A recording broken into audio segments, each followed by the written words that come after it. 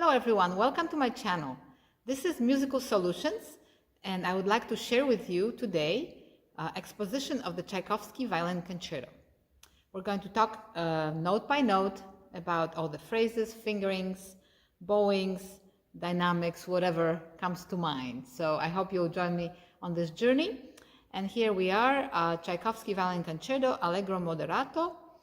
As many of you already know, I'm sure, if you're working on this piece, there's a very long exposition by the orchestra. So we're going to start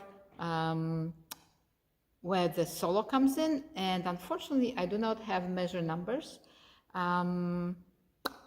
but we will start with the solo. So here's the little cadenza opening introduction that is very famous. So the main thing is to come in right as the orchestra ends. It's tutti. So this kind of comes in my opinion, a little bit of like an interruption. So here's the opening.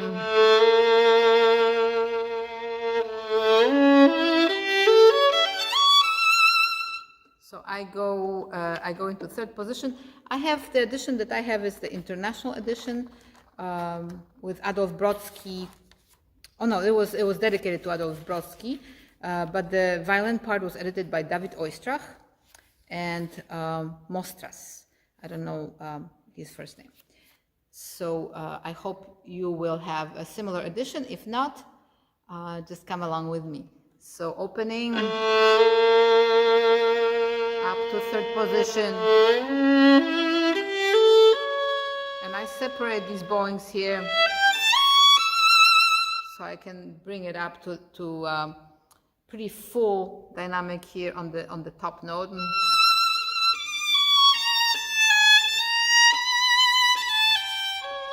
Kind of coming down.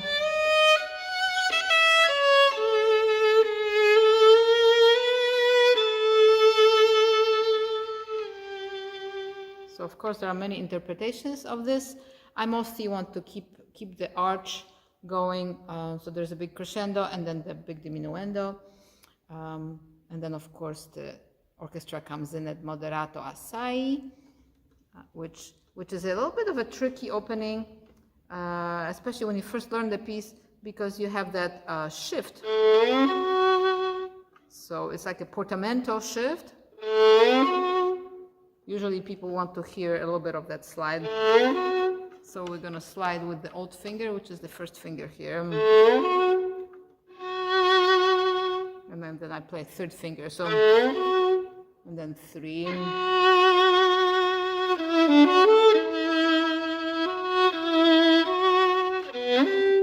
Another one here.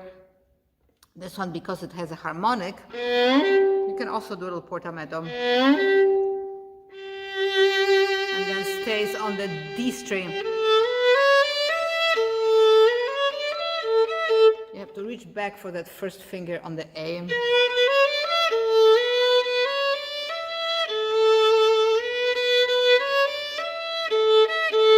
So make sure you connect between the fourth finger and the first finger going to the A.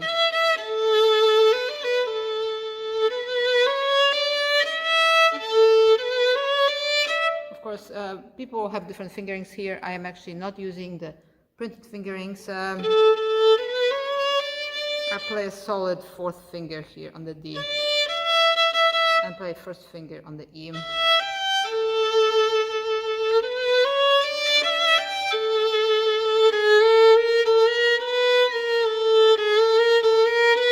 I actually don't play the fingerings here either, but I go A1, 1, 2, 1, 2, and then I'm in third position. So of course, when you're first learning this piece, make sure that you have the rhythm very exact, because he goes here between 16th notes to 8th notes, triplet 16ths, triplet 8ths, and then it just goes back and forth, and then there we have some dotted rhythms coming up. So, so that kind of goes.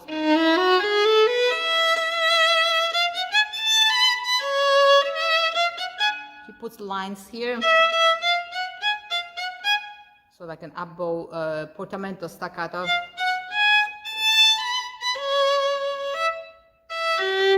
Very important to have your hand very light and fingers flexible so you can lift the bow nicely there.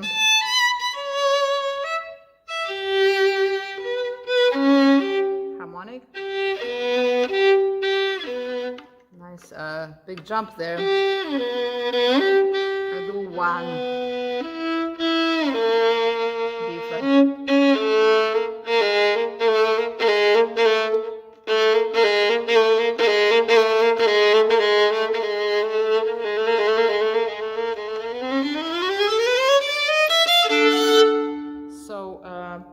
I'm sure there are many different interpretations and bowings here, but I played the whole scale pretty much on one bow except for the last beat. One before A. I have letters here, so.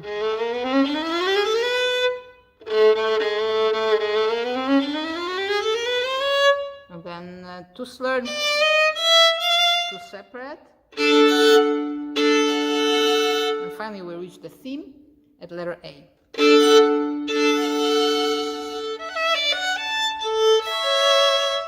I do it, I think it must have been from one of my teachers who did not like going up in position. The sound is not as open.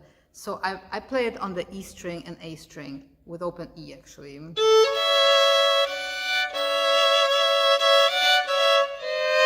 And don't ask me why, but I'm doing that shift there. That's what I do.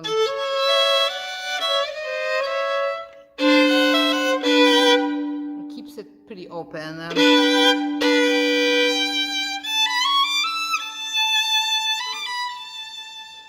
Then espressivo. I separate this part.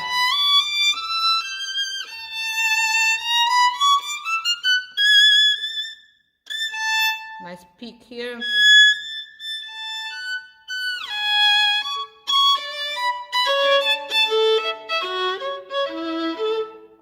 Big diminuendo, but very light. Keep it light, kind of like flow the arms here.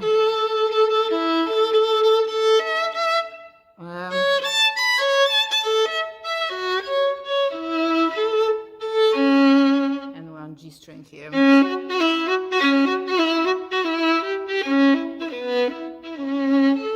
So it says ben sostenuto il tempo. So there's some rubato here, of course.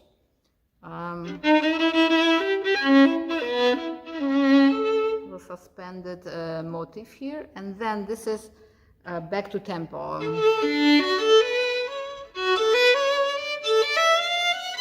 So open strings help keep it nice and bright with little swells in the middle. So espressivo. Then another one. Then go up to third position. So it's kind of like small, small, large. So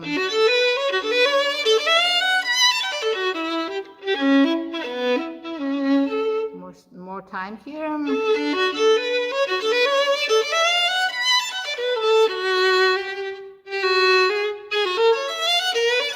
So now this part begins, it's challenging. There's a lot of chromatic notes here. Be aware of the harmonies, but there are also going to be passing notes. So we do have arpeggios that are harmonies, chords, but there are also scales within that little chromatic scales. So we have F sharp major, F sharp major, F sharp, A sharp. Actually, it's F sharp 7. So 1 resolves to B minor. Then it's B. Now B major, B7, and then resolves to E minor. See that one? This is 1, 2, 3, 4 bars before letter B, if you have the letter B. So we have B major,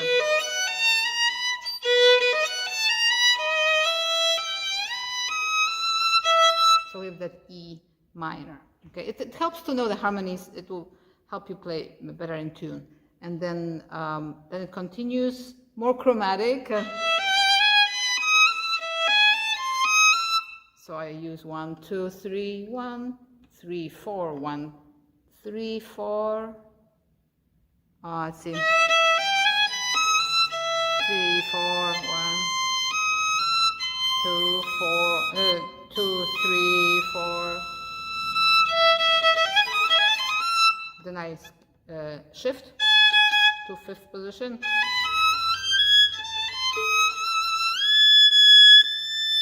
B flat. Now here the hand has to be nice and light because we're going down, up and down, shifting for every 3 notes. So make sure you hear it in your head. Also, make sure the intonation, you can hear the notes in your head.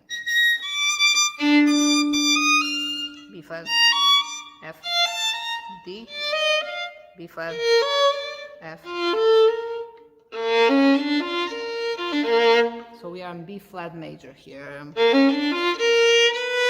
Not for long though.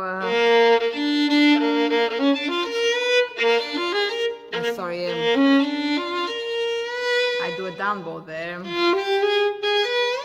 Another shift, big shift here between B and F. Keep it light. Same thing.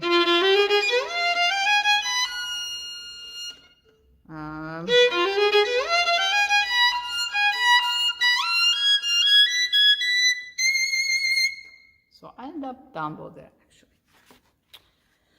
All right, and then so this is a difficult spot. Make sure that your hand is nice and light, and you practice those shifts between the first finger right here, then 4.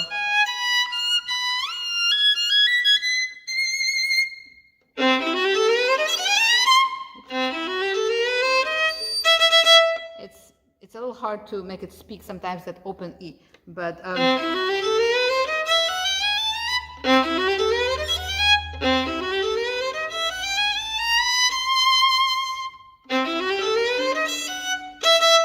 in trouble with my E string. So I go 4, open, 1, 2, 3, and then I shift to A. Then we have a D major arpeggios.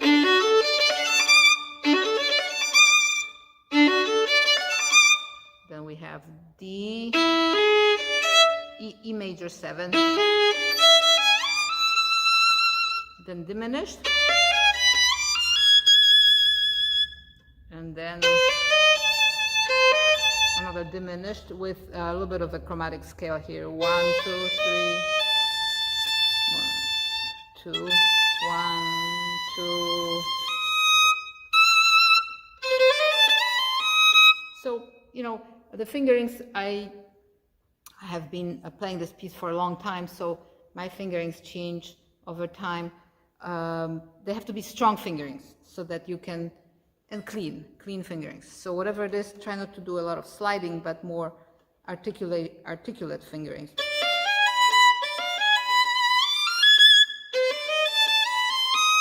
And then we arrive. I have some bowings here, various bowings, but I play as it comes. Then I go down to 1st position.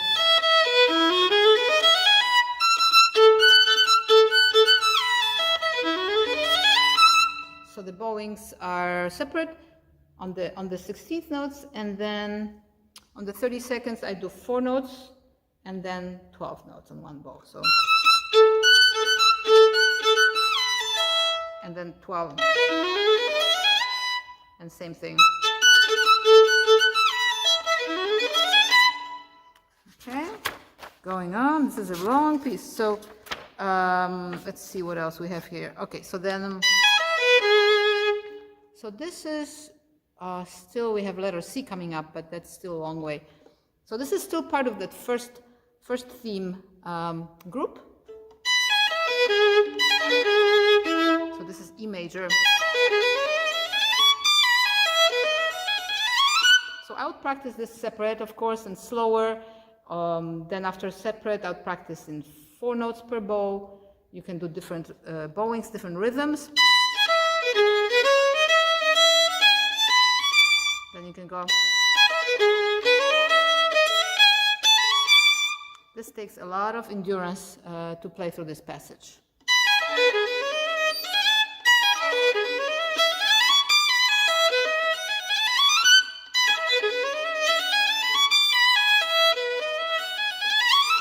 And there are some string crossings that have to speak. So make sure. And this arrival here.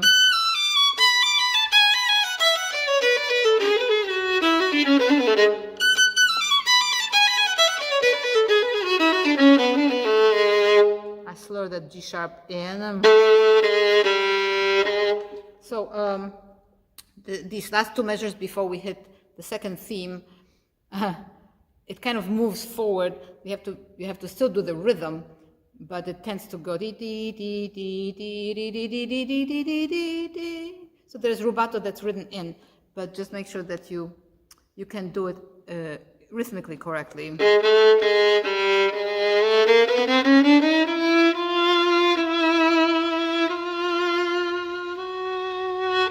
So I climb up on the G string there. 1, 2, 1, 2, 1, 2, 1, 2, 3, 2, 3, 4. And then I'm in 3rd position to play the second theme. So the second theme is very lyrical and beautiful, but then you have to listen to the orchestra accompaniment. They have moving notes.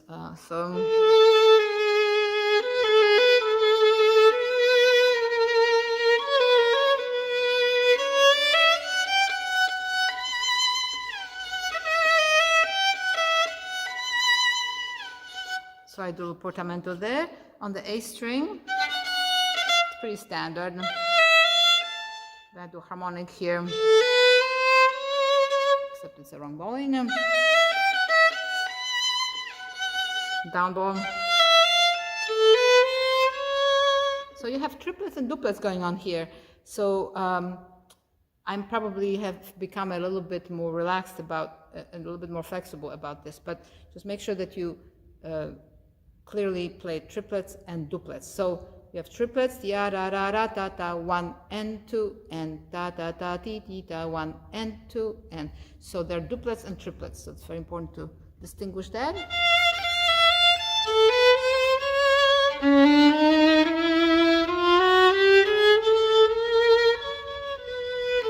So I've done different fingerings over time, but basically ending in 3rd position again. Then the theme repeats.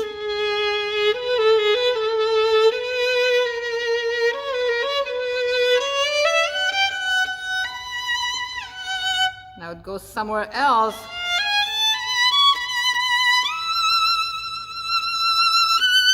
So we have a peak here, nice long note.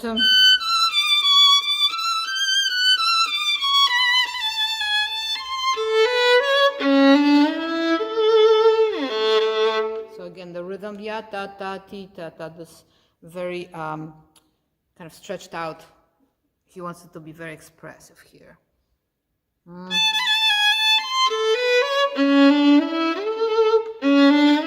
go 1 and 1, 2, 1, and then 3. Take your time here. This is letter C.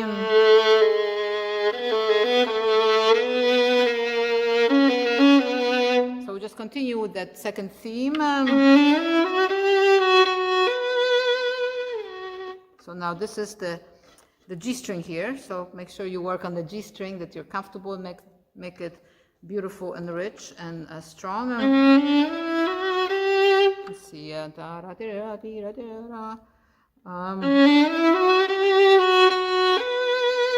I'm actually on a down bow here.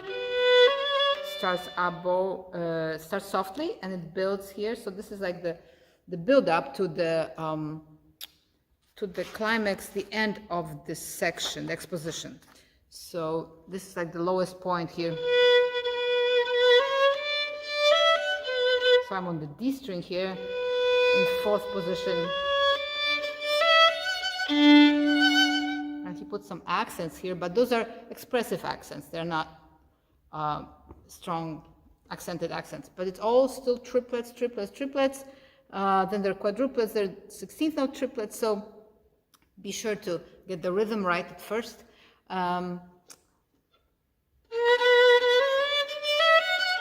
So.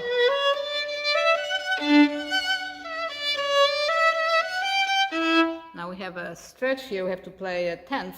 I would suggest that you try to stretch it rather than jump.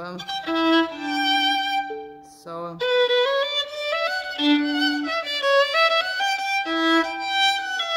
Here another one.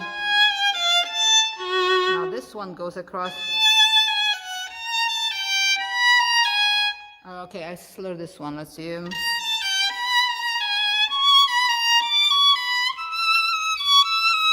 twice as fast.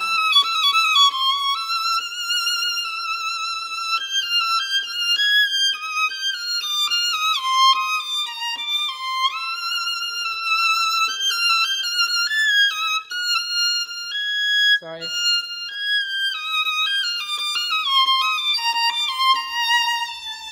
So 1-1 here.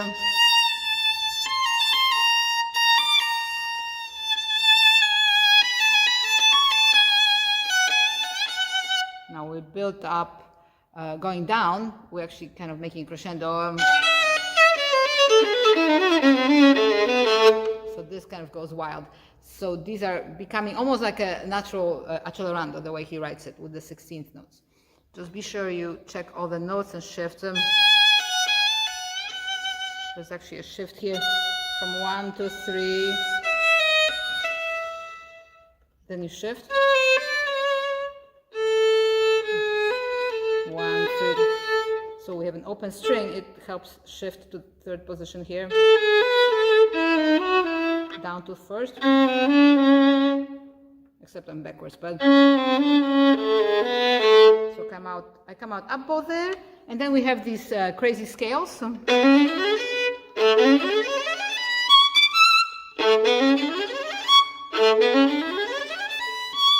I play this from memory so much, sometimes I have to check some of my fingerings here.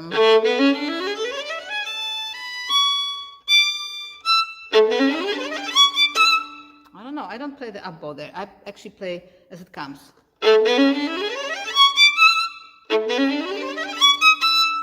You could do up. I think I do up.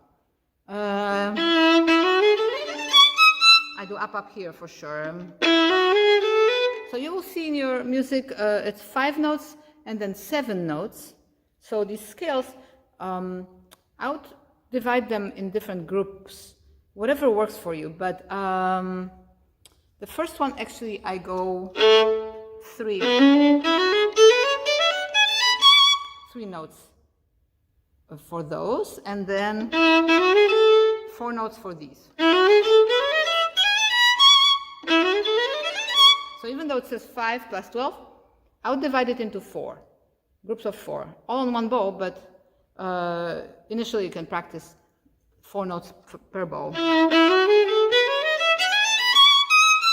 And of course, each scale is different, so make sure you check all the accidentals.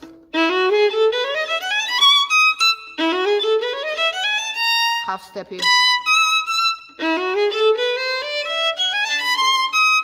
Then.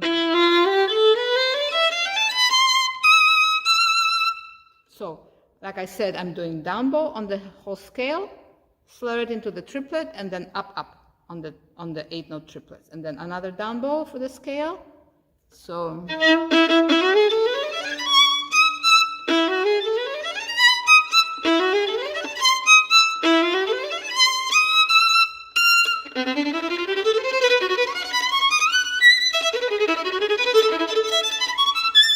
Okay, so these are fun little tremolo-like things, pretty quick.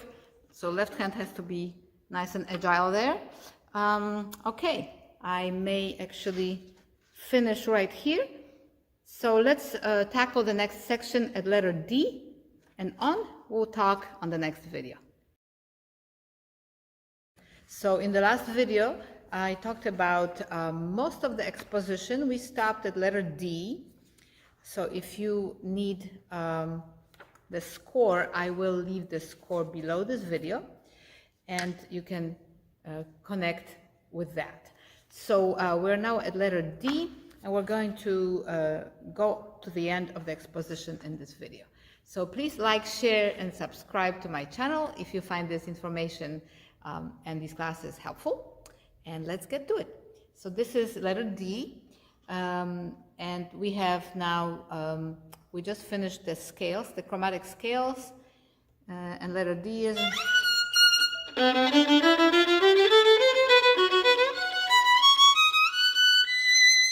So we have these little kind of, what do you call them? It's like a section that is connecting the second theme to the coda, kind of a coda of this exposition.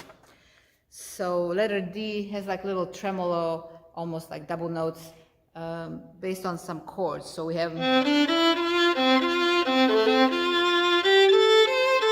for an F major here.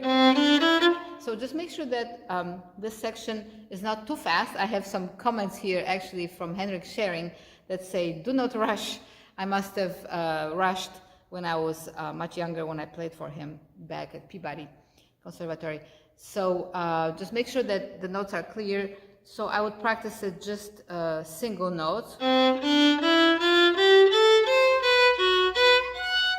So I shift up to third position here. Then fifth position, first finger.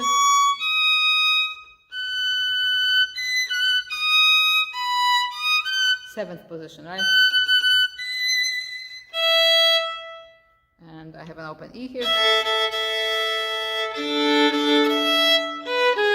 Then we go to E major arpeggio. The awareness of harmonies is very important in any work that you, in any piece that you play. But whenever you have something of this sort, like it's almost like an accompanying line, because the orchestra is playing the theme here, the second theme. So, so this is one after D.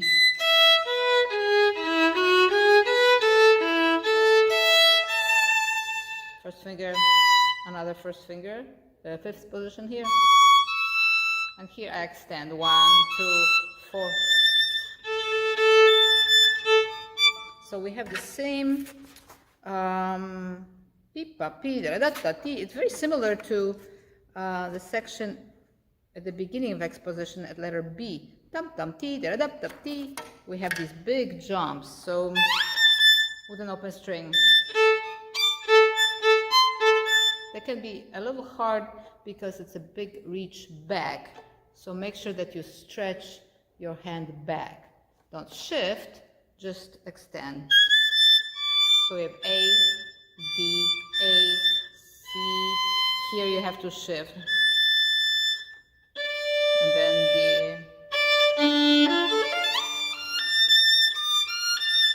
D minor.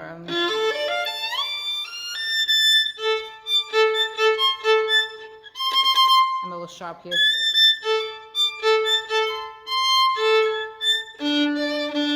Same thing. Then we have another accompanying line with some double stops. So here we have string crossings. Make sure you utilize your wrist and your forearm. I think of it as really two double stops. It's written as a single G sharp, and then F and B is a double stop. But it's really not realistic to be playing it like that. So I think of it as two double stops. So.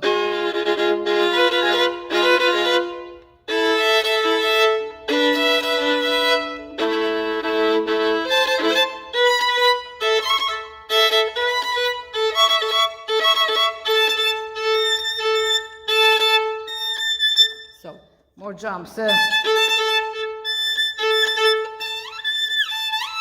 find the pivot note, the E, because we're going 5 positions up. And here we have that another section, which is the most virtuosic. It's like a coda, really, of the exposition. So we have some tricky things here, lots of extensions.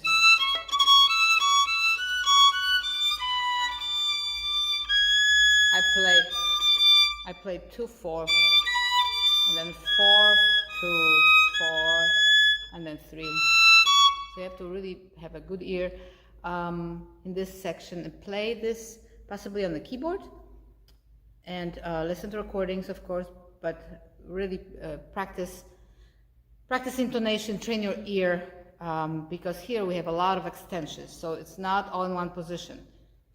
Intonation is very difficult here. This is all in one position, but then here you have to extend, and then we're back to 5th position.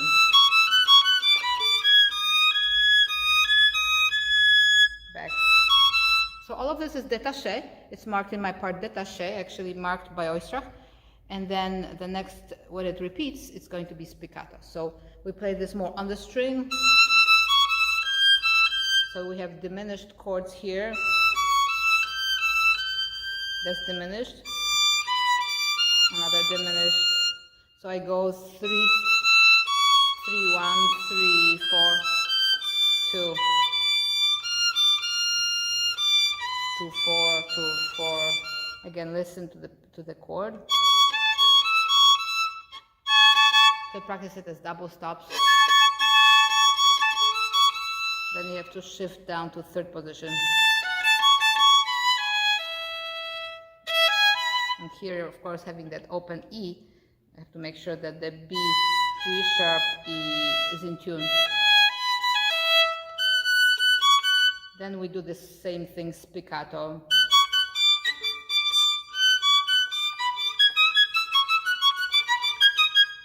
Oh boy.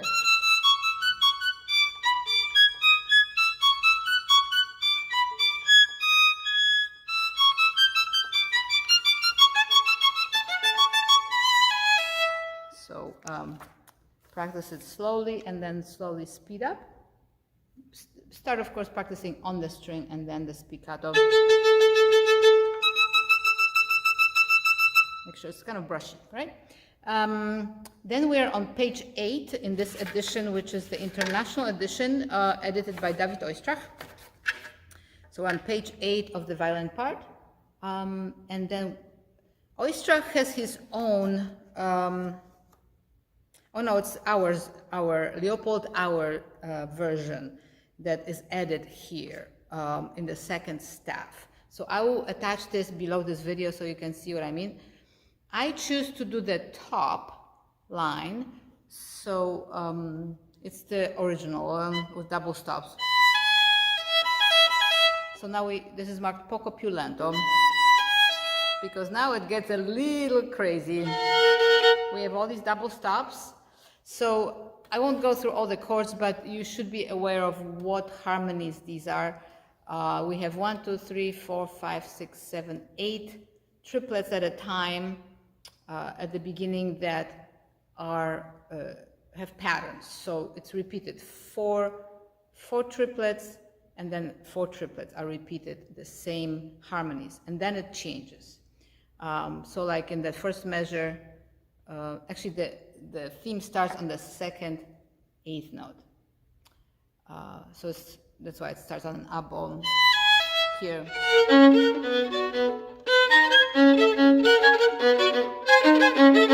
And slowly, it's harder actually to play it slowly because you really hear the intonation. So we have these chords that are broken. So I practice both again on both are double stops. You can practice separate, but that's not really practicing, right? Intonation. So you practice the top 2 and the bottom 2. And all 3 create a chord. So for example, the first chord is F sharp major, which then resolves to B major. But what's difficult is that your hand has to be pretty firm to play the chords, but also light enough that you can shift a lot. There's a lot of shifting going on in between. Shift here, and then again, and again. Then we shift to a different chord, and then same one. So then it goes up. Now it changes more often. It's like a stretto. Stretto is when things get compacted and happen more frequently. So in this case, this is the second line on page 8. New chord, another chord.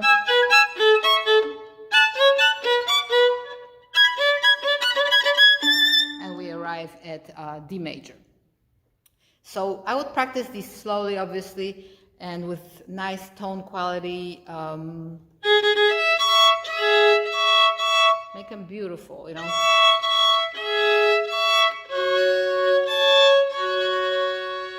Lots of pitch to practice here. Prepare.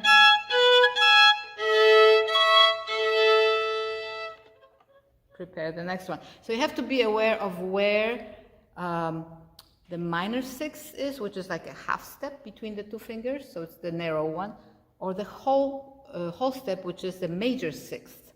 So chords, when you look on the piano, for example, the chords, these chords are in inversions, so they are stretched out so that we can play them across strings. The original form of the chord would be like a triad, so we would have, let's say if it's C sharp minor, it would be C sharp, when you look on the keyboard, C sharp, E, which is a third, a minor third, C sharp, E, and then G sharp, which is a major third. So it would be much more compact on the piano. On the violin, we can't exactly play it as well that way, so we change the bottom notes. So in this case, instead of C sharp on the bottom, it is G sharp on the bottom. So it's G sharp, E, C sharp. So it helps us cross the strings. It's just the way the violin works. So when we get to the third line, let's see. So here's the arrival point. Sorry. So again, top has a sixth, then a fifth. Then we have an arpeggio, D major arpeggio. Then it repeats. So this technique here, you have to be very flexible, but firm at the same time, but flexible in the elbow. The wrist doesn't move, in my case, too much, but you have to, it has to be flexible when you need to move it. Then it's D minor. Now I change this and I go down from A, F, D, A, F, D. So I go down so I can then continue the lower stuff. When you look at this edition, you'll see that Leopold Auer created two staffs, the upper one, which is original, and the lower one, which is his version. So I am now in the fourth line on page 8. I am now switching from the upper staff to the lower staff, and I created, I think I got it from one of my teachers probably. So this is the fourth line. Instead of going back up with the arpeggio, I'm going to go back down. And then from harmonic A, same D minor chord, but now I'm in the lower staff.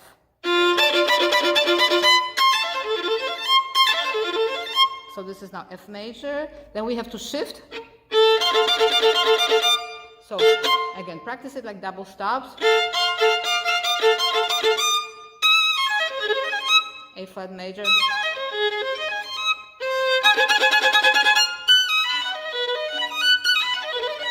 B major at the end here, and then we arrive at letter E. A.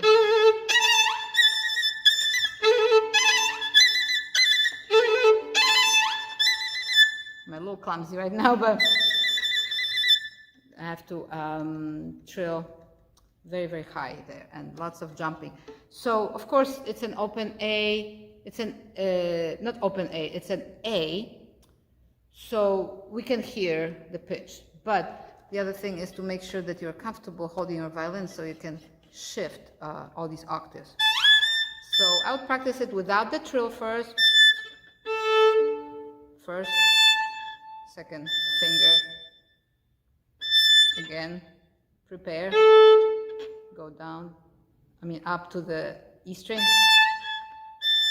Then you can add the trill. So the first trill is on the B flat. B flat. Then B natural.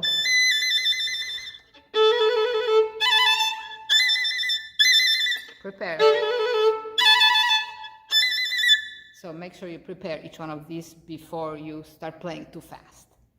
And then we have the final flashy section here, which are arpeggios back and forth on the G and D string. And this begins on the G and D string. It's all diminished chords. So minor thirds, but they've been twisted around in different octaves. So they're not always thirds, but it's a diminished arpeggio.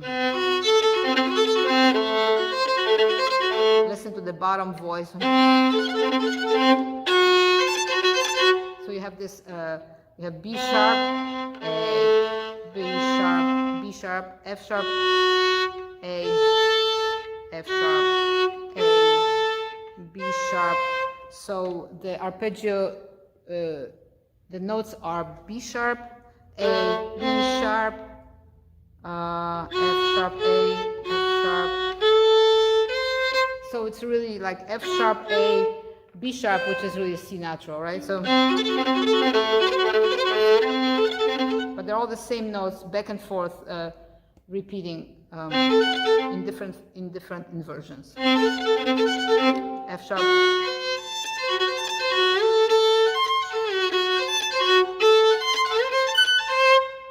And then finally the arpeggio is a little bit more together.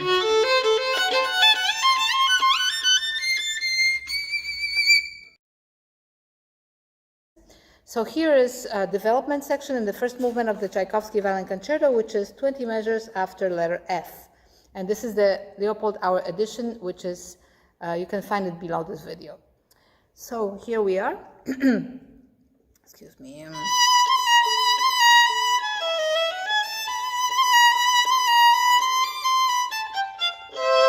So I do a little separation there before the main theme. So now here the theme is being worked on through variations, and so there's a lot of spiccato here, so you have to be able to go across. I would practice it excuse me, on the string, but you have to have a nice gentle spiccato that's kind of brushy. And we have the theme in the double stops, so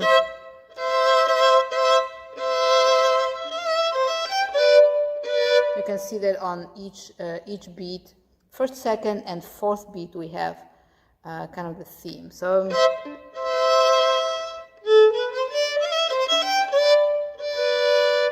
we will listen for that.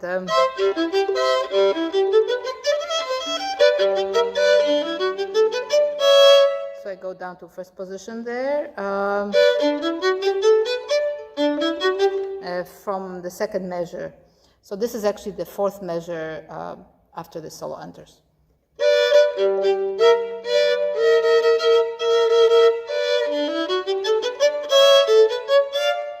Then it goes on. Yes, I always question my fingerings a little bit, but we'll go to fourth position.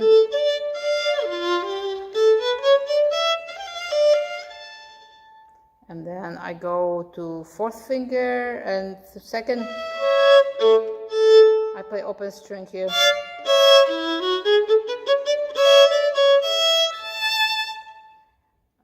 And then we go, then we have some options here, because this is David Oistrak's edition. He has two staffs, and you can play it in a couple different ways. I pick the top staff here. So I just go 4/4. And here I have changed over the years. I have played it down, up. I mean down, on down bow. Whoops.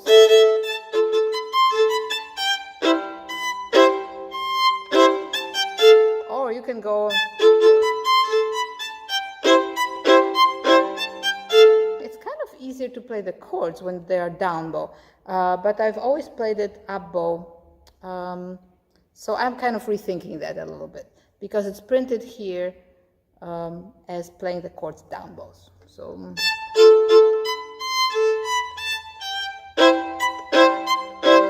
but then there are accents, so you kind of have to figure out if you can make those accents work.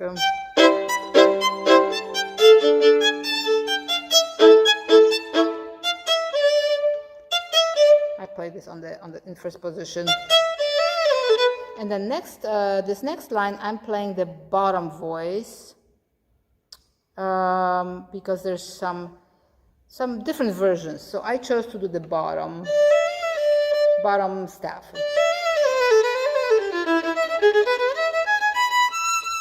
I put third finger here, and then because it goes up, that's why I like that version.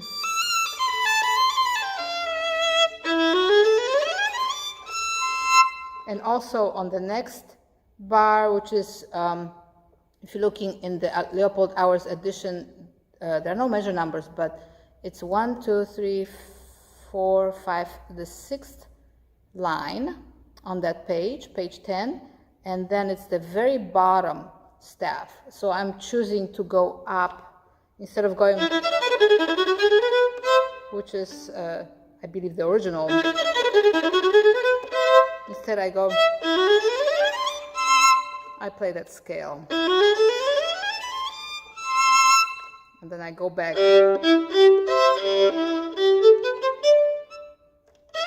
And then I jump to the last beat. So I stay here in that same position. But then I go up. So you can play around with that. That edition has some really fun ways to play this section, because it is a variation, so you can have a little fun. So when you go to the next page, which is page 11 in that David Oistrakh edition, then I play the bottom staff on that one. So I'm going to start a measure before that, page 11.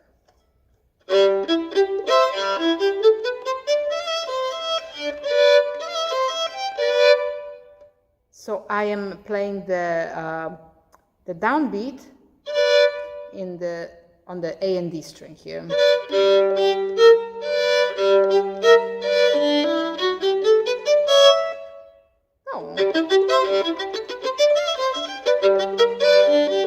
I go up. That's why I have an arrow in here, because that's what I do. I play this so much from memory that I don't always think about what's written here. And then go up. So this is the second staff on page 11 of that first line. So I'm now pretty high in the 5th position, or maybe even higher, 6th position.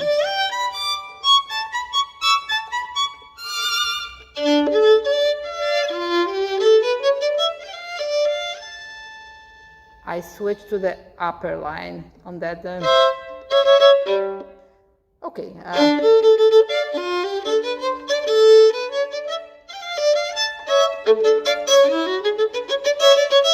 Okay, I am confusing you. So, like I said, this is just my choice, okay? My choice. So on page 11 of the Oistrakh edition of the Tchaikovsky Violin Concerto, I am starting the top line on A and D strings, and then I shift. I play the first 2 notes of the upper line, and then I go down to the second staff.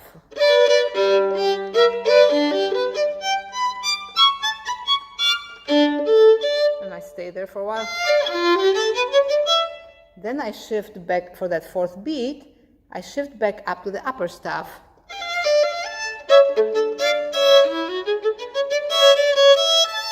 Okay, I think I got it now. All right, so this is just my way of doing it. But just remember that you've got to, you have that melody here. It has to be tuned up. Then, so listening for those double stops is very important.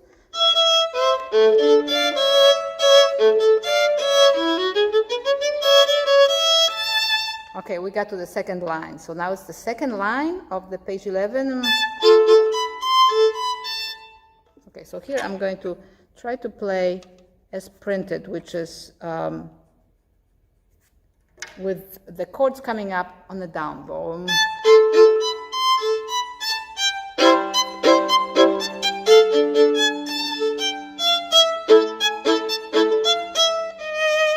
And then we have that section at G. So we're at letter G now. So you have all these double stops coming up.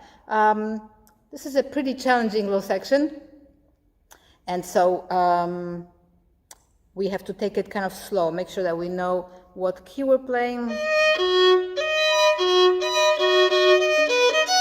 So we're in B major for a moment here.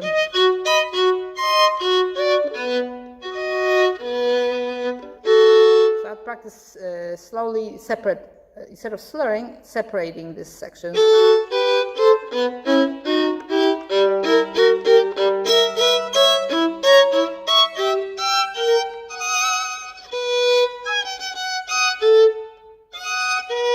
Yes, I go down there. It's printed second string, so yes. So there's that little stretch to the fourth finger. So the articulation here is, it's forte, marked forte, and it has dots. So it needs to be a whole arm kind of motion.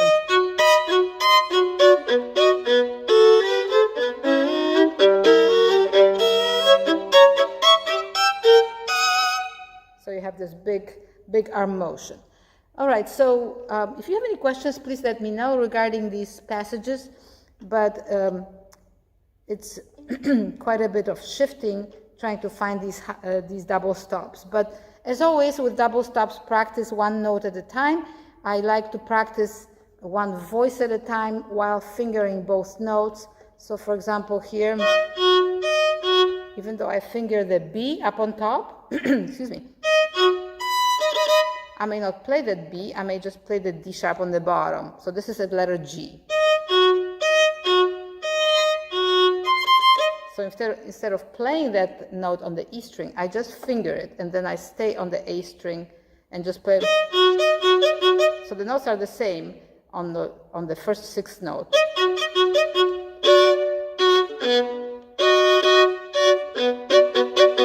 So we have a chord here, a B minor chord with a D natural this time. So you're gonna have some chromatic notes that you have to check, make sure. So one note, one voice at a time.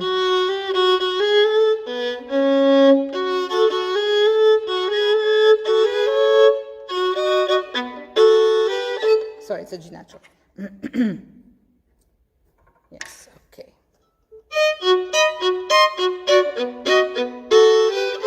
So you can play it on one string, and again one string. Okay, so then going on,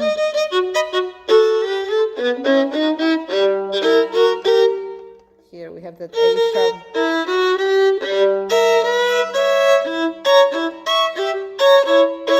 Chords, right? So your whole hand has to shift. Again, you could practice one or two notes at a time.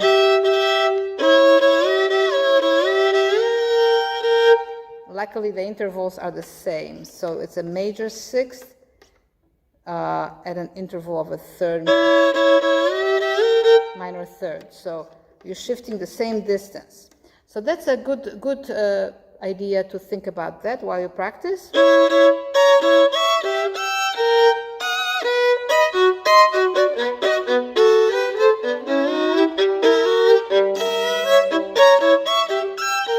I probably wouldn't play them that long, but I'm just demonstrating how you can practice them. And then so the first two lines are the same, it's repeated.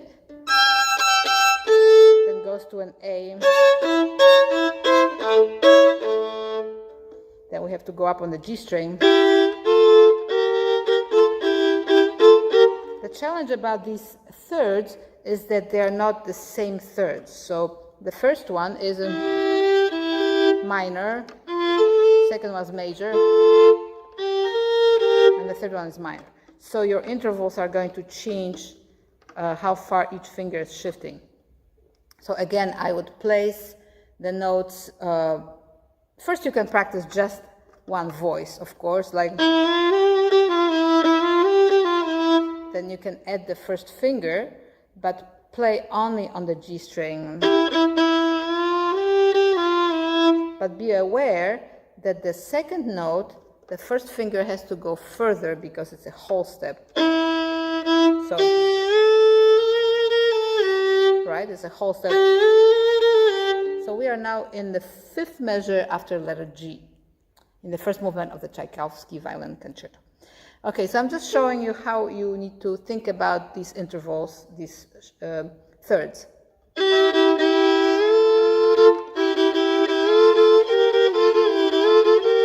So not all thirds are equal, right?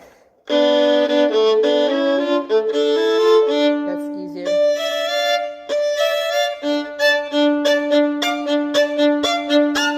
Then we have an open string here, which makes it a little easier, right?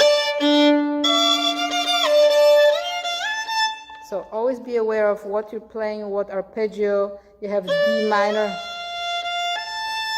arpeggio on the bottom there. That's measure 6 after letter G.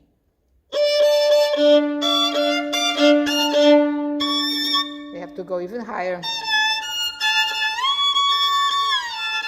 Again, practice one voice at a time. Sometimes first the lower voice, then the upper voice, while holding both notes. You can kind of practice slurring.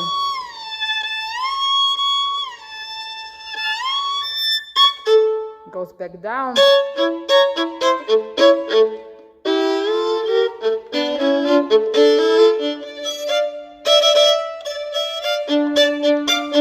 Then we go to a tenth.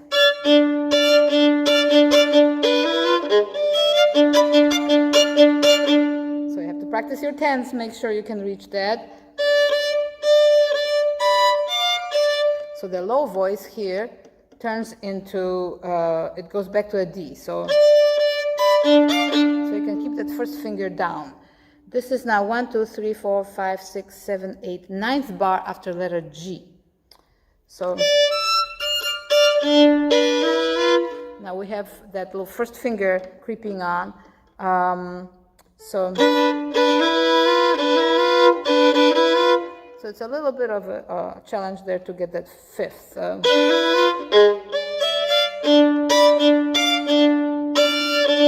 you already have that first finger down, so leave it on that D, G, nice F sharp, so that creates that D major after that D minor, right?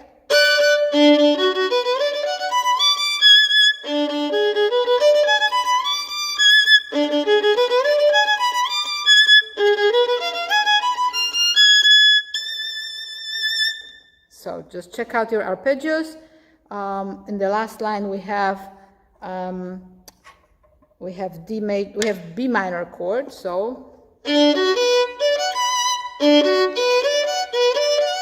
B minor with a G sharp. Then we have diminished G sharp B D. Same. And then, so it's really diminished G sharp. We don't have a D, but between B and F natural is that diminished fifth, where you have to kind of squeeze your second finger under there.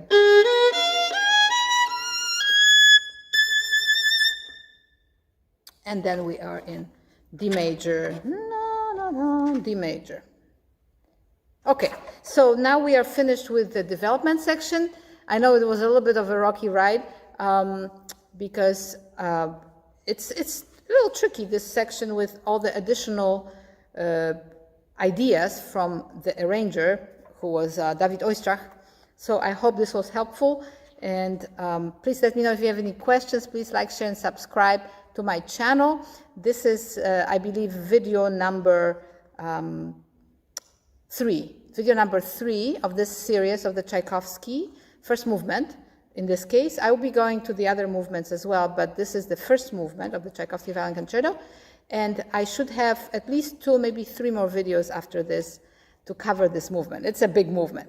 So thank you again for watching. See you on the next one. Bye-bye. Hello everyone, welcome back to my Musical Solutions Masterclass Series. I'm continuing with the Tchaikovsky Violin Concerto. This is the first movement, Allegro moderato, and we are now in the cadenza. These are the chords that are intersected with the orchestra tutti. So we have these chords.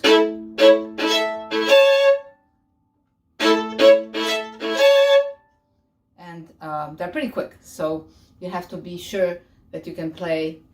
I'm going to move this video just a little bit, the camera a little bit lower. If you can see my right hand. So make sure that you can brush across all 3 strings. So get away from the bridge. And then there are 4. So those were broken a little bit. Especially the last one is broken a little bit more. And that's okay. You just have to make sure that it fits pretty consistently within the tempo that the orchestra are already setting. So they're pretty quick. Then after those 2 entrances, we have the chords that begin the cadenza. So I personally don't break them all. If I don't hit the bottom note, I'm not too worried about it, because the point is to actually get to the top of this phrase. In fact, I have played this piece all my life, and I've had different teachers and my own ideas about these chords, because obviously when you go, let's see, I have letter H. So after H, 1, 2, 3, 4, 5, 6, 7. The 7th bar is where the cadenza starts. And then in the next bar, we have this huge chord. So I actually don't play the chord the way it's written. I just play these 2 as 2 harmonics. I don't play the C sharp on the bottom. So I play this chord, and then harmonics, 2 harmonics, A and E, and then I break the chord. So I play the A major and slide up to the octave higher. And then it's a little bit of a fermata on this. Then we go to the next. So this is dolce, legato. Then we have to tune this one up. Get off that C sharp. Get off the E. So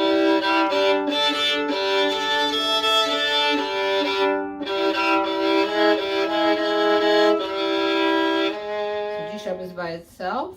Then we have kind of an upwards motion.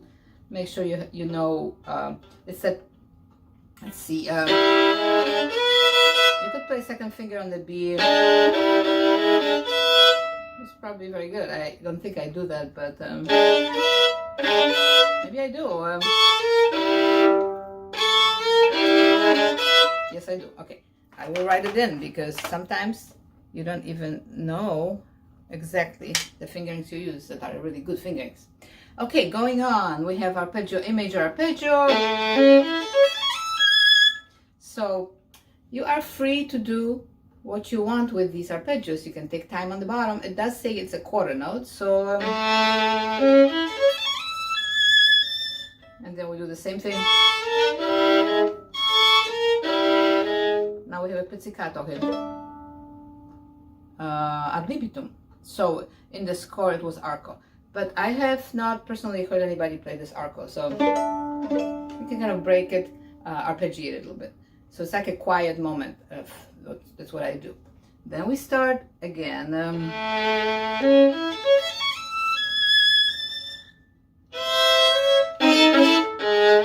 So I like this part here. So you gotta hit those 3 notes pretty good. So bottom to a very strong bow. So again, don't be too close to the bridge because you're gonna have to play on 3 strings.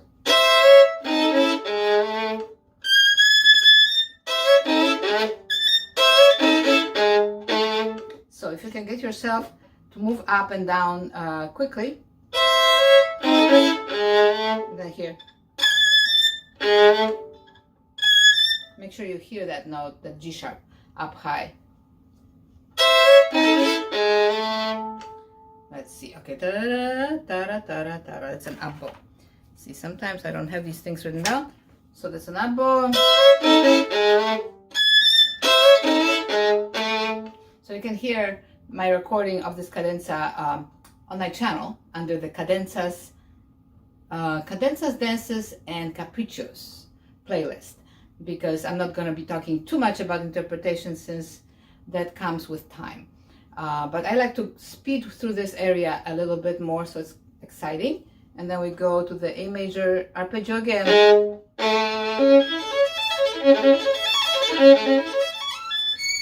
So here, it's another A major arpeggio, but you have to be careful you don't go too sharp. And I think I just did that personally because we have harmonics coming up.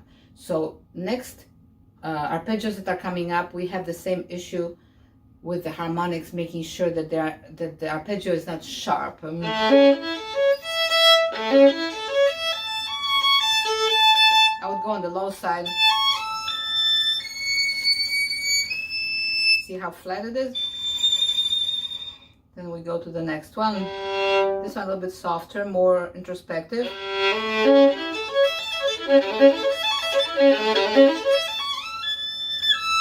I play a harmonic here, and that helps. I think that helps keep that arpeggio not sharp, because then you have more harmonics. So try to play a harmonic on that E. Now this one is an artificial harmonic, so we can adjust that one if it's sharp or flat. So we have that advantage.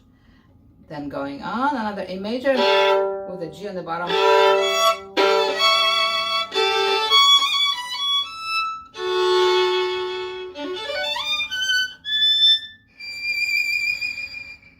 Now we have, what is it, the B major, actually a diminished D sharp, so it's more intense.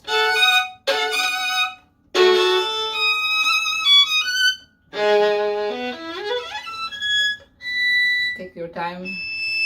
Again, we have the same issue with the flat pitch, so again,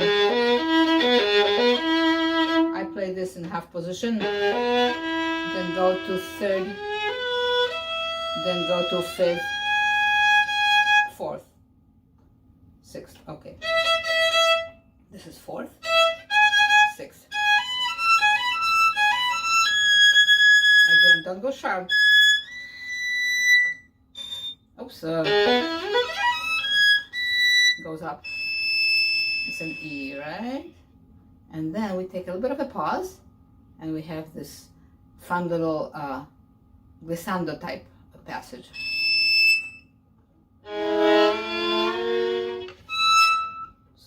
So 1, 2, 3 times. Then we go to second and third finger. So we keep going down an octave. Now here, this is a little bit challenging because you have to have very firm hand. It's like a very aggressive vibrato. Whoops. Something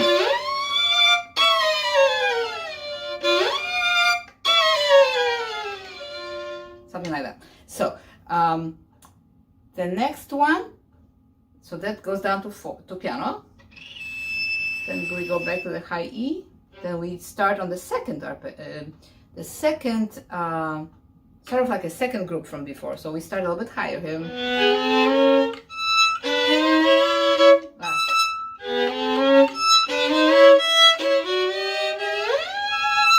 So another big jump, slide.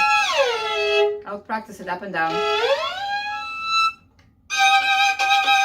And then we slide again with that big vibrato.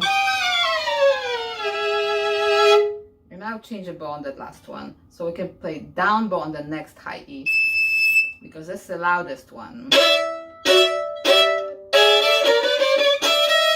So again, 3 notes at a time. You're gonna grab the 3 strings. So be away from the finger, from the bridge.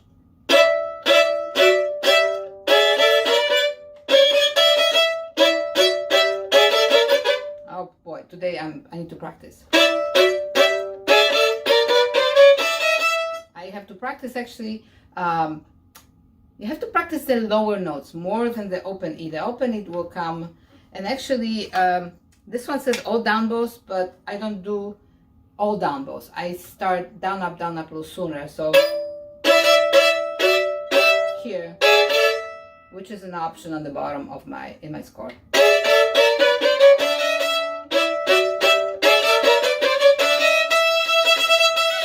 Because it goes into triplets, so it speeds up. It's kind of written in, right? The minor, take your time. Now we have the second theme here, variation, where it says quasi andante. So this is the second theme that's being used in the cadenza, but we have some interesting chords on the second note, which is interesting. So the first note. So it says slurred, but I don't slur. I try to connect as much as possible, but I separate them.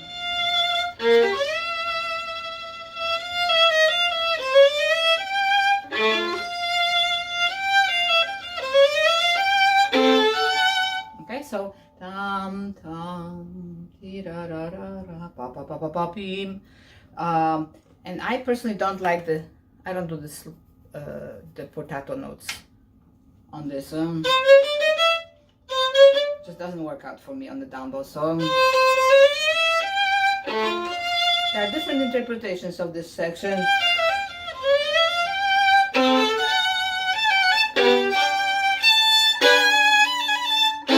Okay, so it builds and builds.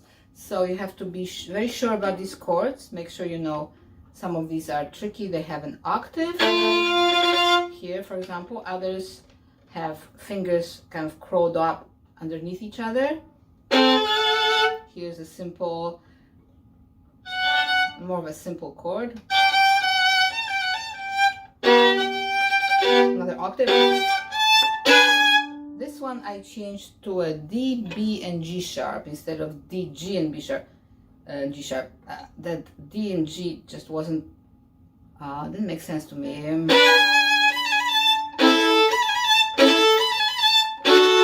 Again, this one didn't make sense. Also, that F sharp. Everybody seems to play the F sharp there.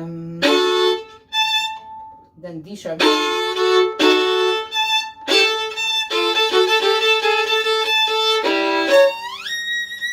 So this is the peak, the climax of this cadenza. I think that's the climax, yes. That's like really where the whole thing is going. So the first one I play as written with single notes after the chord. Let's see.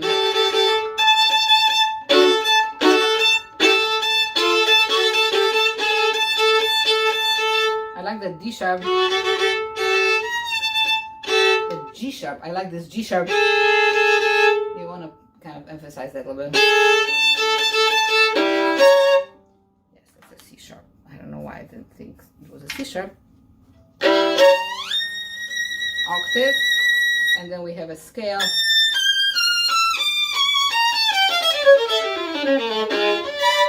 And you can decide where you want to put that slur at the end. I think I change it each time I do it. It's just slightly different energy, and so I may play the last of the 30 seconds on one bow, slurred, or I'll add an eighth note to it. But it's printed with this addition. Then I add an octave here for the B.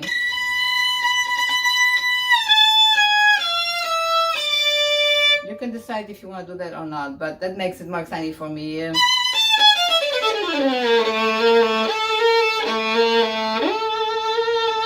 So in my edition it says to go on the G string right away in the first, but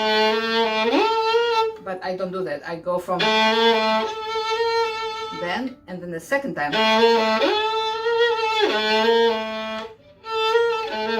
Then go back to D string.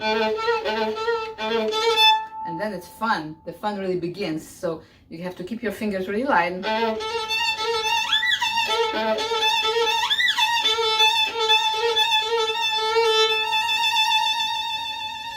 Then beautiful major.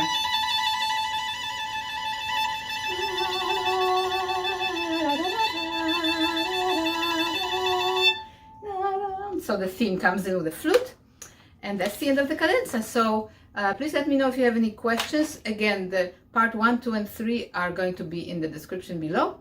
Videos you can watch from my Musical Solutions series, and there's many other videos there of Mozart Violin Concerto. There's some Bach, there's some Paganini, there's some Sarasate, so please check them out. Please like, share, and subscribe, and let me know if you have any questions. I look forward to your comments. Thank you for watching. Welcome to part 5 of Tchaikovsky Violin Concerto Musical Solutions. So I'm continuing the series today, and I would like to start after the cadenza. So we have the trill, which that's where the orchestra comes back in with the flute solo.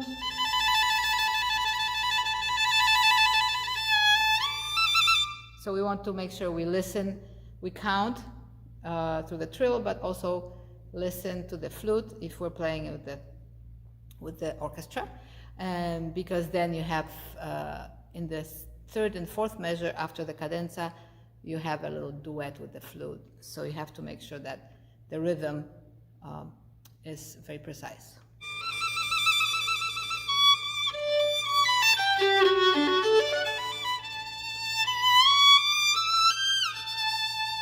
So we're back to this section that we already had in the beginning, building up toward the letter I, which is where the first theme comes back, this time in D major. The first time, yes, they're both in D major, but this time it's going to stay in D major, unlike in the exposition. So once again, the trill, 4, 1, 2, 3, 4. 2, 3, 4, not that fast, sorry.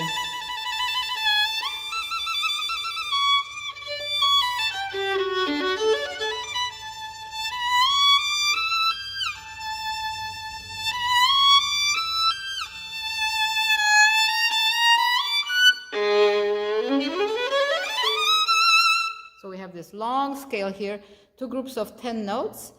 So I divide them into bows. So this measure, which is before I, 1, 2, 3, 4, 5 measures before I. Make sure that's nice in tune. Then I change bow here on the C sharp, the second group.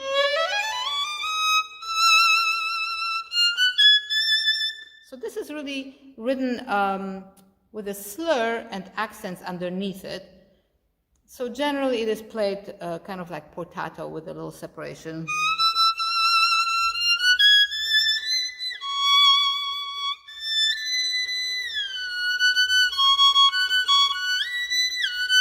So we're going down four positions, so it's not that easy. A, B, go down to 5th position.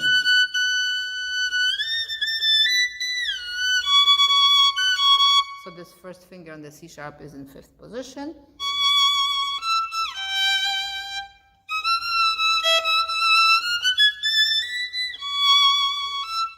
fifth nicely.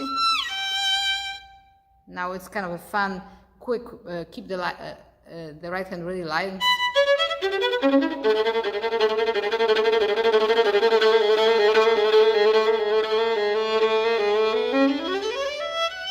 So I like to emphasize on that last scale before I like to emphasize that B natural, which is the fifth note of that run.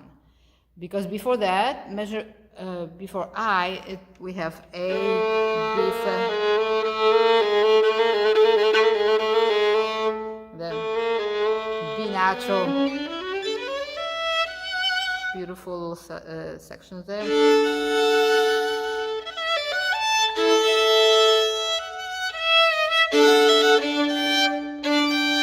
So always break the chord before the beat.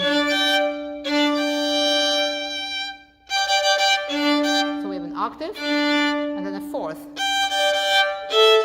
So this particular setting of the theme is very different from the opening, because at the opening in letter A we had some open strings and some fifths, but then we go into thirds, intervals of thirds, so it's a little bit richer in a sense. This one is a little bit more open, so you have to really pay attention to intonation. It has a little bit more of a, I think, melancholic kind of feel to it, not quite as exuberant as the opening one. So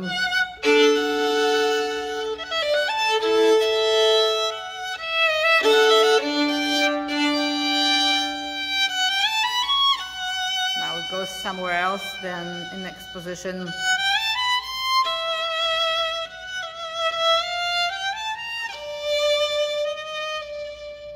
Kind of melancholic in a way. I think it's more introspective, and it also has these different progressions.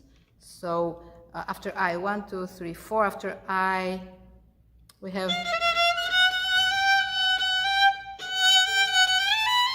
it goes back to the same pattern, and another one, so it's a sequence. Now it warms up a little bit more. Now it's back to the happier times, right?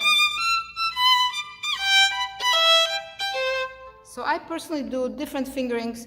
I have the edition here that is David Oistrakh. It's an international edition from 1956.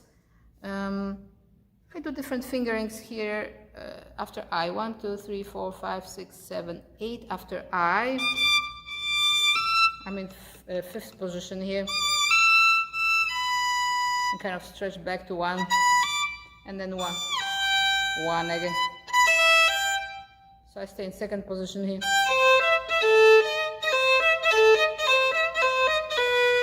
Down to 1,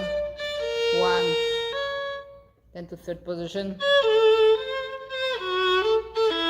first position, and finally we arrive in G major. So we are now in G major, which is the subdominant of the D major that the concerto is in. And then we have this section again that we had in the exposition, very virtuosic.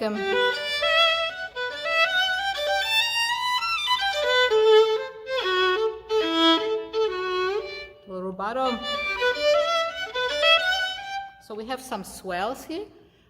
So besides playing really well in tune and with a beautiful dolce sound, we also have some swells, and it's quite chromatic, so you have to be careful with intonation here. But it's based on G major.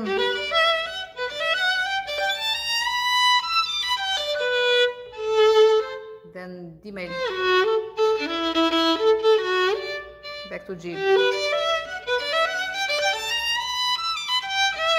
Now this part in here, so we just had ben sostenuto, which was a measure before that G major. I have something called marked ben sostenuto section. So counting from that measure, 1, 2, 3, the fourth measure, at the end of that measure, we have this little stretch here, which can be an intonation issue.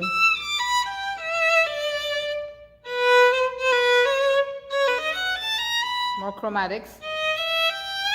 I shift here to 4th position, and then we're in 4th position. Chromatic. Now in here I play a harmonic actually on the A string with the 1st finger. It just works, it works nice and clean here. And then the same bottom note, but then we have the chromatics that are different in between, right? So G sharp, then we have this augmented 2nd, then we have 3rd. So it just works for me better not to have to shift there. And then we go down an octave.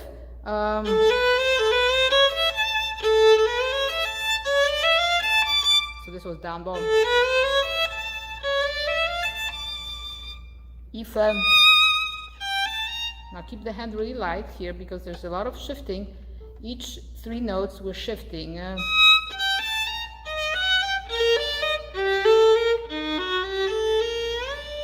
shift here to 3rd position. Now there's a little bit of an extension here. E natural.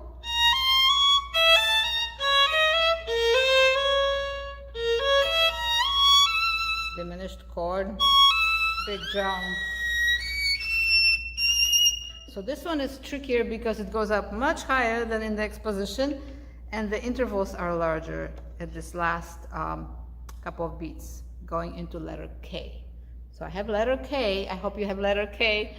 Some of you may have different editions, but below the video I'll be putting this, I think I have this edition below the video, there's a link. Okay, so let's keep going. So now we got to the point where orchestra goes. Tim pam param pam param. Fun little section, and but the violin goes in between that rhythm, and it has a lot of chromatic notes. So you have to work that out really well. Get some good fingerings. So after letter K starts. So I do it these fingerings. 1, 2, then I shift to 3rd position. I mean, you could do 1, 2, 3, 4, but I'm doing 1, 2, 2, 3. Then I stretch down to G sharp, 1st finger on the E string. 1, 1. Then I shift again to 5th position. Sorry, I played. It's a half step here, C sharp. So 1, 2, 1, 2.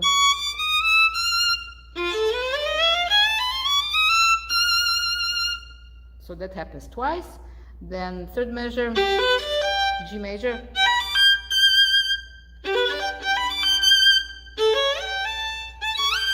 More jump, more slides.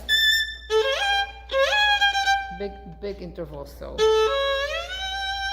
Make sure you don't jump, but you slide your hand up, leading with your thumb a little bit more, okay? Then we're up in 3rd position, going higher, and even higher, starting on F. Actually, this one is a little bit lower than the previous one, A. So here we have accents and dots on all these notes. Of course, this is fortissimo, so the dots are not really short, they're more marcato than dots.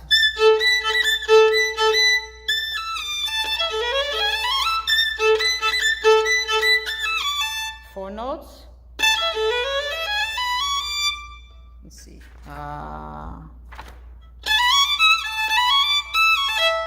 You could do a harmonic up there. Doesn't feel right. Let's see. So this is after K. 1, 2, 3, 4, 5, 6th measure. I play this as a harmonic, that 1st finger. I have some misprint, a wrong note. I have a G there, but it should be an E. A, E, and then I shift down. Without, of course, that big slide, but that's why harmonic works well, because then you can keep the hand really light when you go down and make that shift pretty inaudible. So I'm almost, the top of that E, I'm almost playing like a harmonic. Oh, you can do a solid note.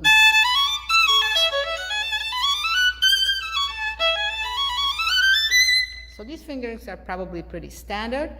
You want to be in on the same string, so you're making extensions. So 4, 3, 1, open. Then we're in first position. Shift. Again, diminished chord, so we have 4, 3, 1, 3, then 1. So 1, 2, so a couple shifts going up there. So this is the peak, right? So you want to be nice and strong. Let's use plenty of bow going into it.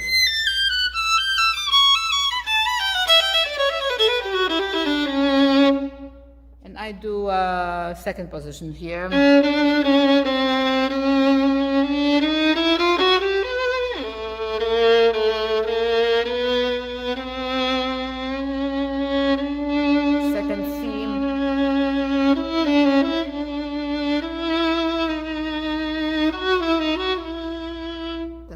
To D string,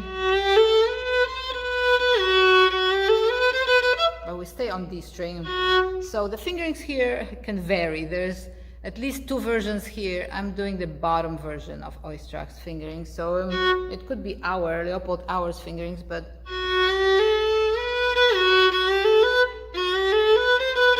wait a minute.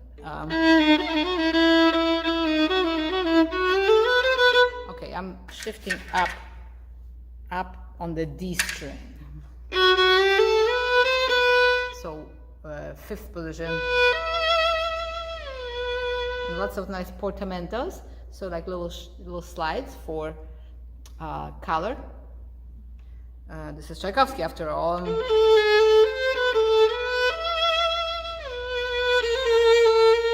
Harmonic. Go to A string.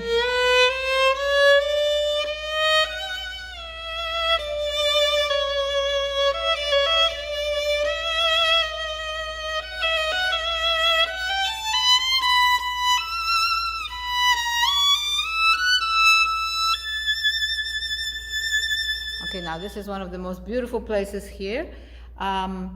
It is marked big diminuendo going into piano. In fact, a lot of people play it pianissimo, dolcissimo, rubatissimo. So there's a lot of time there. By the way, if you are still here on this video, thank you so much for watching. And I would like to ask you if you would like, share, and subscribe. When you subscribe, you can be notified of my other videos. And you can also check out the Musical Solutions playlist, where you can find all these lessons, all the previous lessons on Tchaikovsky and other pieces.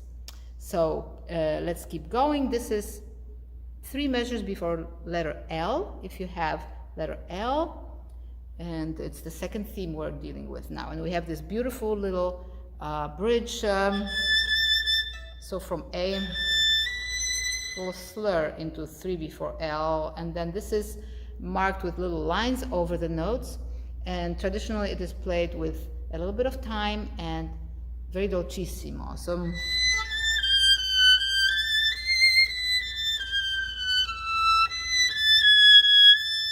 I slur in. A little slur here. So of course there are different kinds of fingerings you can use up there, but you want to be, since the intervals are very small up there, very close, you are going to be using quite a bit of 2, 2, 3, 3, 4, 4. And so depending on if you're a professional or a student, you can find different ways of doing it. So my fingerings are as follows. So just from 4 down, then I do 4, 4, 3, 2, 2, 1, 4. Then I go 2, 2, 3, 3, because I'm sliding there, right? So let's see. Ya da da da da da da da da da da down bow da da da da da ya. So this is the second measure. 2, 2, 3, 3, 3, 2, 2. I don't know how I came out backwards.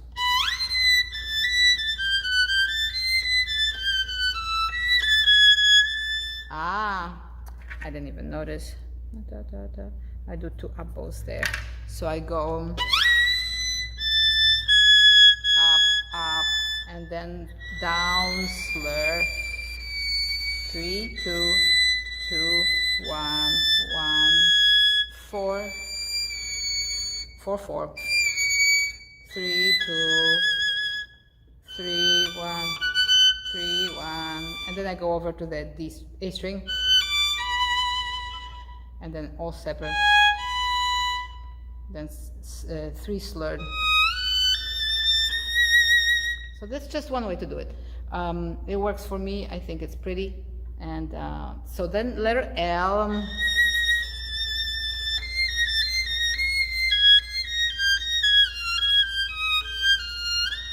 Very dolce.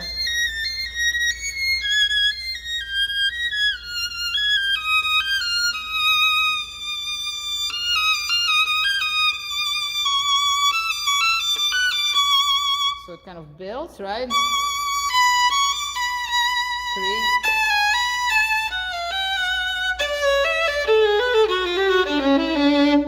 And it tends to speed up a little bit. You don't want to go crazy because then you have to play really fast scales.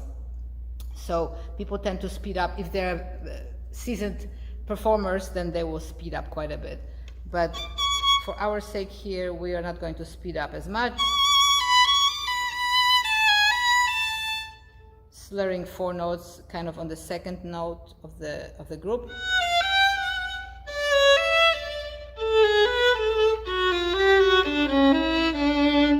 Then we have that D major scale. So I separate the top triplet. I start up both. So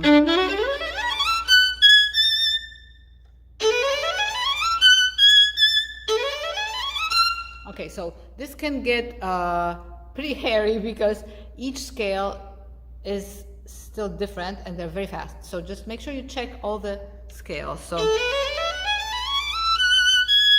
this is pure A major. There's a chromatic one, so it goes to an E this time. I think I do 4/4 up there, but you can do 4/4 or 3/4. The third scale, we have F natural, F, G sharp, A, and finally B flat, going to A, B flat. 2, 3, B. Okay? So we arrive in B flat major for a moment there. So now we are at letter M, like Marta, in the first movement of the Tchaikovsky Violin Concerto, and we have now arrived at the B flat top B flat, and we have now kind of double notes, but let's just deal with the jump. So we have to be very light and quick going down.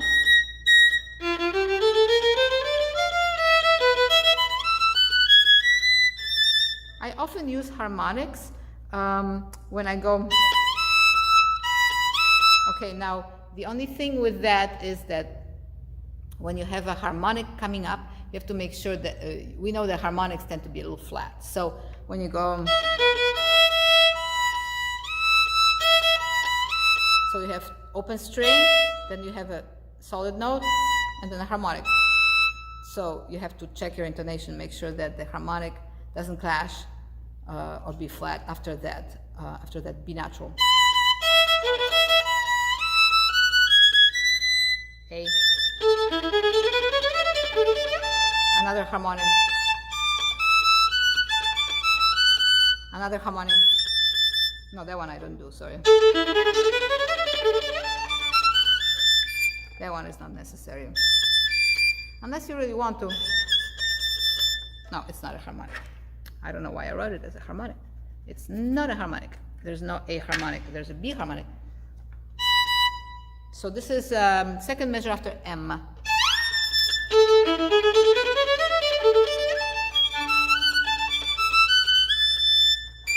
D. So now we have arrived at D because now we are in the recapitulation. So we have to pretty much stay in D major to finish the piece in D major. So here, keep the hand light, nice and fun. No, don't try to move your elbow this way or tighten up your shoulder. Just keep it nice and light. G minor. G. Then we have some double stops. So this part here is tricky because you are off beat from the orchestra. Orchestra goes dee da dee da da da da, and you go so it's very quick, very light right hand. I would suggest that first of all you are really ready with the left hand, so you can play all of these notes simultaneously because they're really like chords, right? We have E. So this is the fifth measure after M. Then we have an octave, no big deal. Then we have to find that F natural. Then we have open string. So it's not a strain on the left hand, but it's the E has to be in tune. Then we have D major. Then we have two octaves. So it's easy to miss the pitch on these because your hand is moving around a lot, and there's also a lot of open intervals like octaves and fifths and fourths. So it just take a little care with that section besides the rhythm. So you can practice the rhythm by itself before you even attempt doing it with the left hand. Okay, and then poco più mosso détaché is the next section. And we have this other theme in triplets.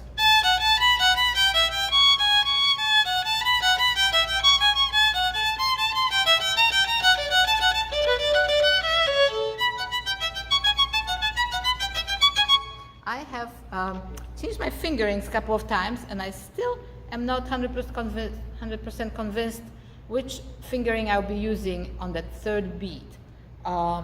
I just performed the Tchaikovsky concerto with an orchestra, and I believe I used third finger each time I start the pattern. So I would go to 3. But here in this edition, which is the Oistrakh, David Oistrakh edition, goes like this. 2, and then stretches back. So in some ways, it connects better, but then you're dealing with the stretching back intonation issues and then having to adjust. So I'm not 100% convinced yet whether I like these fingerings. But here is what's written in the part. 2, 1, 3, 1, 2.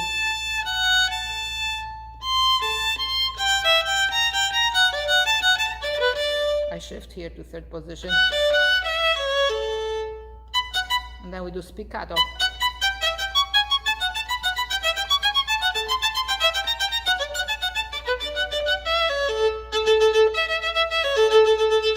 So this is kind of a brushy spiccato, right? A little bit like a sautille, but kind of in between sautille and spiccato because it's not that fast. It's a little bit controlled. Okay, and then poco più lento, we go on. Now, kind of a mysterious section, and the orchestra has to kind of be a little patient there because it says poco più lento, and it really does need to be just a little bit slower because there's so much going on, crossing strings and playing chords, broken chords. So I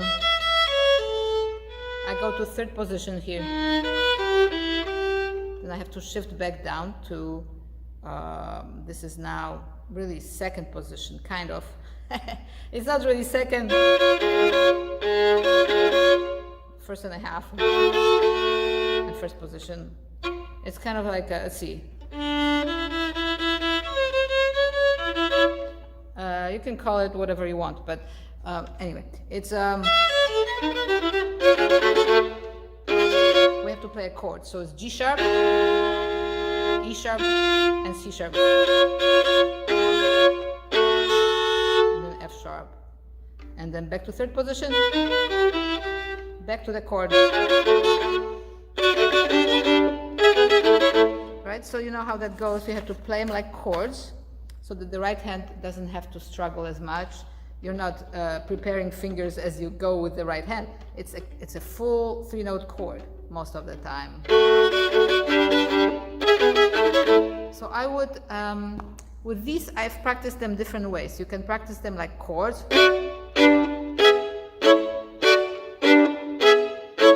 Or if that's too much, do double stops. Let's see. I haven't done it like that for a while. See, it's hard because I've never done it like this, so now I have to look in the music. You can do the same thing. You can look in the music. I'm so happy to have found this exercise because I've never done it.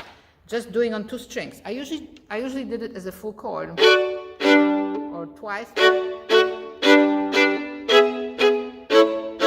Do it like this, or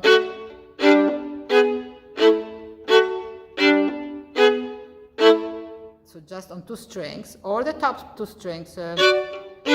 That's easier because it's more of a melody. So you could do it like this, or I would even do it twice.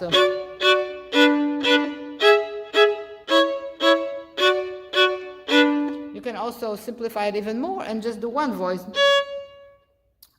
Let's see. That's another exercise I have not done before, but you can simplify it even more. You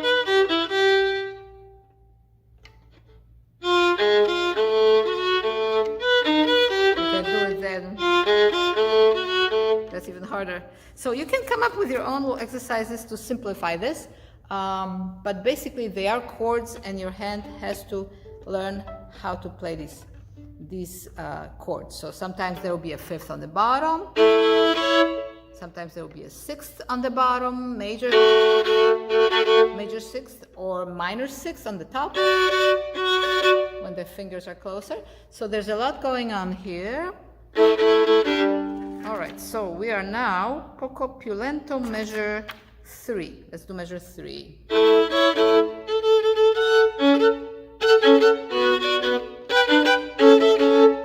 So the fingerings are pretty much the same. Let's see. First position. Then we go to second position. Then we go to third position. Then we down to first again on A string. Sorry. It's hard to play it sometimes, take it apart. But if you're learning the piece, you are going to be starting from taking it apart. So I need to do the same thing. So we're now in, before letter N, like Nancy, 1, 2, 3, 4, 5. 5 measures. These measures are so large that they have been broken into 2 lines. So did I just say 6? How many did I say? 1, 2, 3, 4, 5. 5 measures before letter N. We're doing. So now we have this chord. Then we have arpeggio. So I actually do a harmonic on that D, that second group, on the D string. So.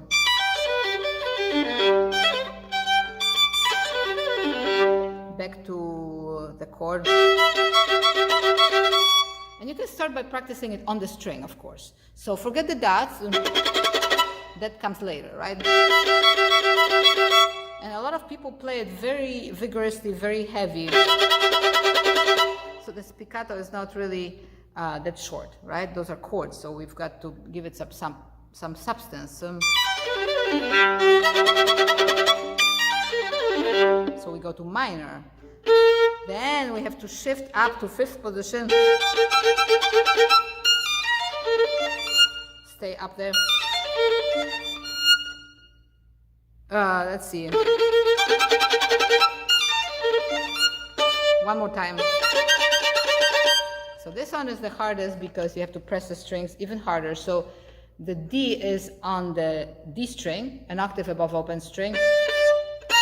And we have a B flat F. So you gotta press that pretty hard to make it speak.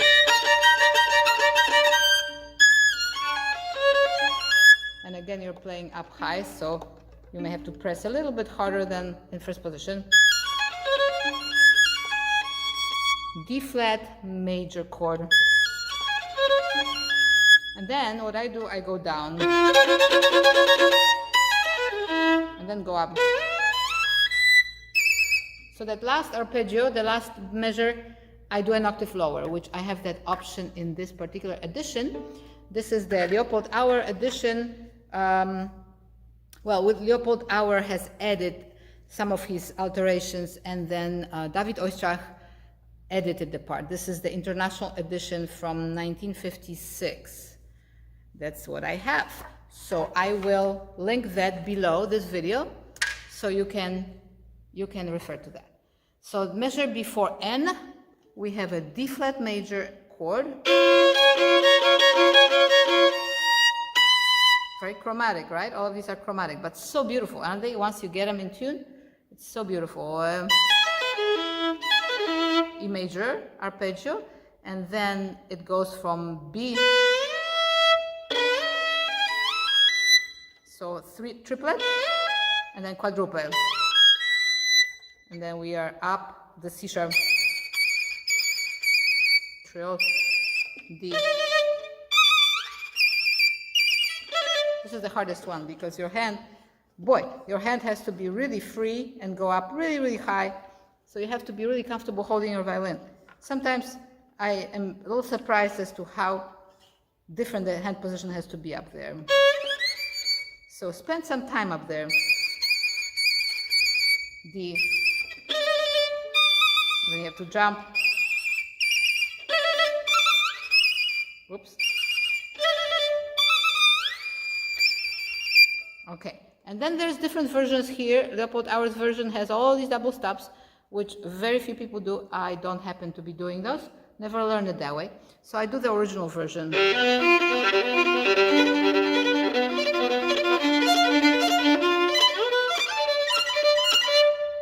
Okay, so hopefully you have good fingerings for that. Whenever you have a B and an E sharp, 2, 1, right? It's all diminished chords. So the fingerings, hopefully you have some good fingerings there. But what I have here is 3, 2, open, then 2, 1, 2, 1, 3, open, 2, 1, 2, 3, 4, 2, 1, 3, 2, 4, 3. That's the hardest one.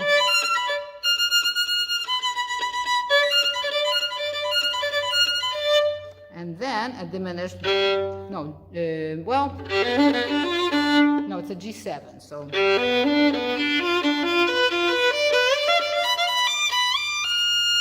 3, 4. And then we go to Allegro Giusto, which is the coda.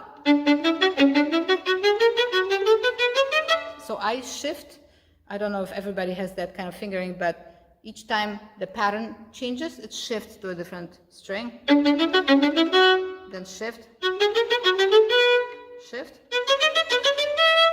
shift. Not shift, but change strings. Sorry.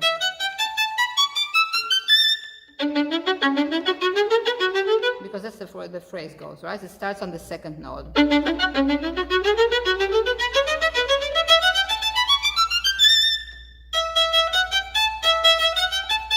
1, 2, 1, 2, 1. Then F major. 1. B B flat is kind of an arrival point here, right? Okay, so here there are different versions as well. You could go down all the way to the D, like first position almost, but I don't do that. I stay up. So this is what I play. Octave.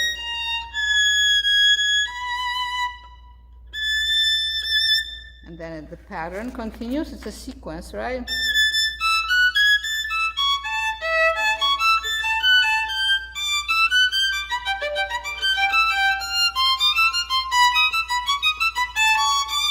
Okay, and then I add a little bit of I add an open string here, right here. I play an open A here with that F sharp. Otherwise, makes no sense for the hand to be crossing over two strings without hitting that A. So open A, continues, then octave. Same here. Listen to that first finger.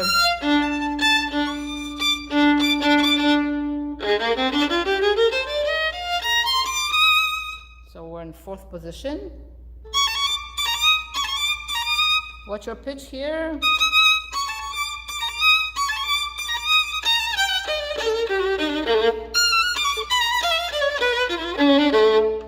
Okay, so we have these fast triplets, so it's very dramatic, but also your hand has to easily move through positions.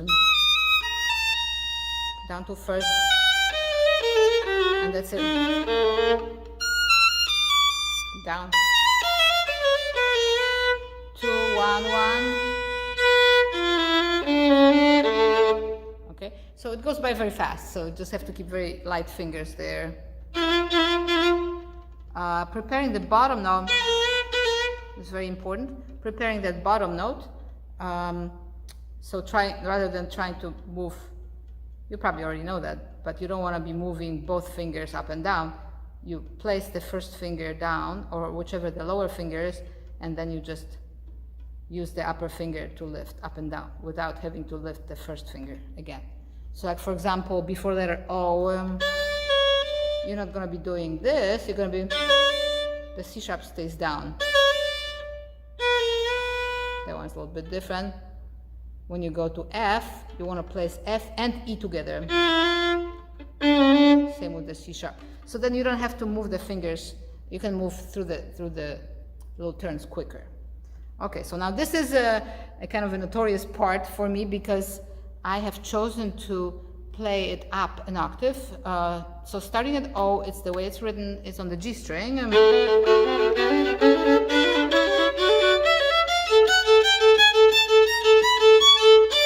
But here I continue up an octave.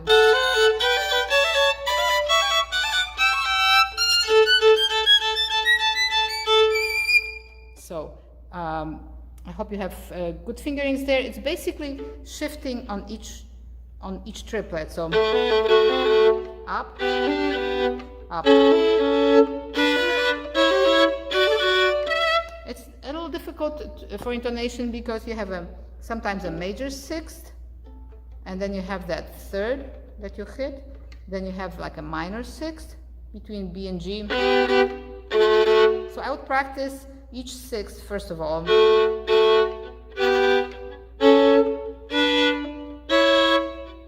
you know if one of them is major or minor. So major, then minor, minor, major, major, minor. Okay, and then in here the right hand needs to be nice and light with little circles. And then here, again, 6 major, minor, minor, major, major, minor, major. And this one is particularly tricky because it has that C sharp.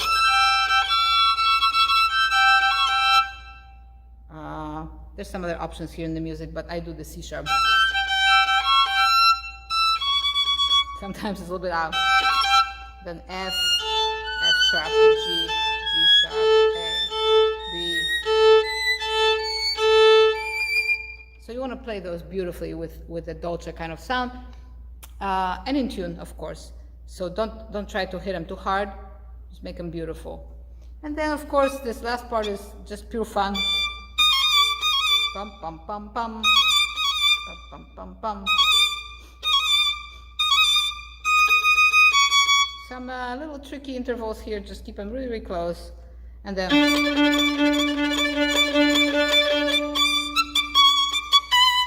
Chord.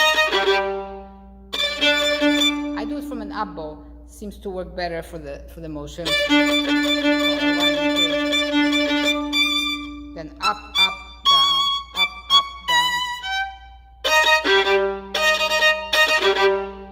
And in here, I don't play that first note. I just go.